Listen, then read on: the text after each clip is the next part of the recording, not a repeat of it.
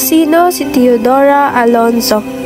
Alonso ay kilala bilang ina ni Jose Rizal, ang pambansang bayani ng Pilipinas. Siya ay pinanganak noong Nobyembre 9, 1827 sa Santa Cruz, Manila. Ang kanyang magulang ay sina Lorenzo Alberto Alonso at Brigida de Quintos. Nang si Teodora ay bata pa lamang, siya ay nagsimula mag-aral sa isang paaralang pribado. Siya ay isang magaling na mag-aaral at nakapagtapos ng pag-aaral na may mataas na karangalan. Siya ay nais na sanang magpatuloy sa kanyang pag-aaral, ngunit hindi ito pinahintulutan ng kanyang ama dahil sa kanilang kataluan sa lipunan. Noong 20 taong gulang si Teodora, ikinasal siya kay Francisco Mercado na isang katutubo ng Binyan, Laguna.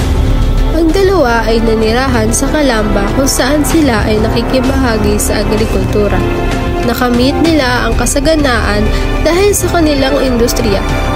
Laki pa ang kahusayan ni Teodora sa pamamahalan sa parehong sakahan at sa pananalapi ng pamilya. Nagtayo rin siya ng sariling negosyo sa tela, isang gilingan ng asukal at harina, at isang maliit na tindahan sa ibaba ng kanilang bahay. Si Teodora at Francisco ay may 11 anak. Kabilang dito ay sina Saturnina, Pasiano, Narcisa, Olympia, Lucia, Maria, Jose, Concepcion, Josefa, Trinidad at Soledad. Sinasabing siya ay labis na nagdusa nang ipinanganak niya si Jose.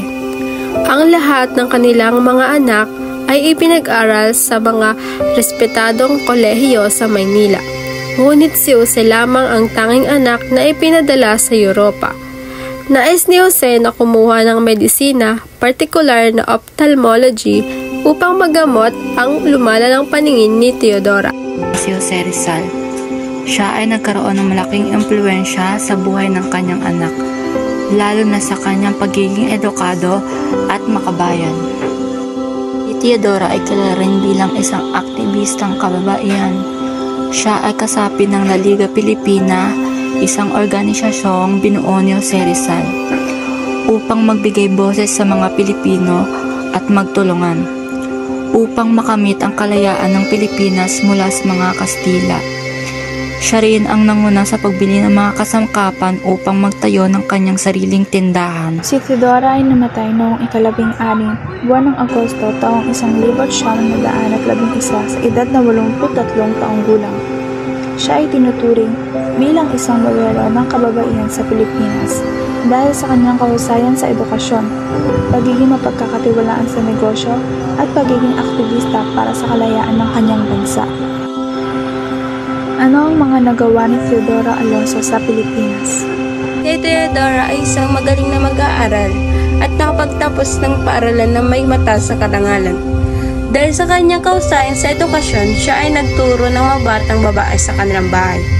Pinakita niya sa mga kababaihan na kahit sila ay babaeng Pilipino, maaari silang magkaroon ng magandang edukasyon. Negosyo. Si Teodora ay nanguna sa pagbili ng mga kasangkapan upang magtayo ng kanyang sariling tindahan.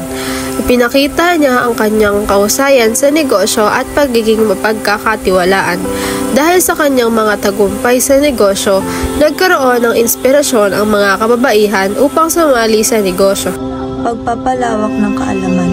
Si Teodora ay isa aktibong nagturo sa mga kababaihan at nagbibigay ng mga leksyon sa kanila. Ang kanyang mga aral, nagbigay siya ng mga kaalaman sa mga kababaihan upang mapataas ang kanilang antas ng pag-iisip at maging malay sa kanilang mga karapatan. Aktivismo para sa kalayaan. Si Teodora ay aktibong nagtataguyod ng kalayaan at pagkapantay-pantay sa Pilipinas, lalo na para sa kababaihan. Pinakita niya na dapat tayo maging aktibo sa ating mga paniniwala at laban sa mga kawalang katarungan sa ating lipunan. Dapat tayong magtulungan upang makamit ang isang mas maunlad at makatarungang bansa. Sa kabuuan, ang mga nagawa ni Teodora Alonso ay nagpapakita ng kanyang pagiging leader at pagtulong sa pag-unlad ng Pilipinas. Ipinakita niya ang kahalagahan ng edukasyon at negosyo at nagbigay ng halimbawa sa mga kababaihan na maaari silang magtagumpay sa kanilang sariling mga larangan. Ano ang aral sa buhay ni Teodora Alonso? Mayroong ilang aral sa buhay ni Teodora Alonso na maaaring maging inspirasyon sa atin. Edukasyon ang pundasyon ng pagkamit ng mga pangarap. Si Teodora ay isang magaling na mag-aaral at nakapagtapos ng paaralan na may mataas na karangalan. Sa kabila ng mga hadlang sa kanyang naranasan, hindi niya pinaghinaan ng loob at pinili niyang mag-aral. Sa kabuuan, ang buhay ni Teodora Alonso ay nagpakita ng kanyang kahusayan sa edukasyon, pagiging mapagkakatiwalaan sa negosyo, at pagiging aktibo sa laban para sa kalayaan at pagkakapantay-pantay. Ang kanyang buhay ay isang magandang halimbawa ng pagiging leader at makabayan na dapat nating tularan.